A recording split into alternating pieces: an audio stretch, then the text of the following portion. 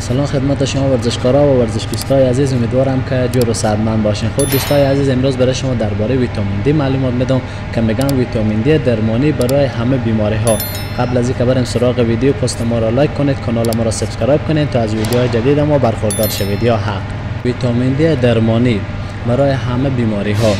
همه ما درباره این ویتامین شنیده ایم که به ویژگی اخیراً محبوبیت باور نکردنی به دست آورده است. اما آیا واقعاً برای همه لازم است؟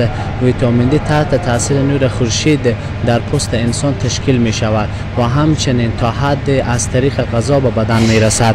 کمبود ویتامین دی با درد در عضلات و مفاصل، کاهش خلق و خو، تغییر در پوست و مو، ناخن آشکار می شود.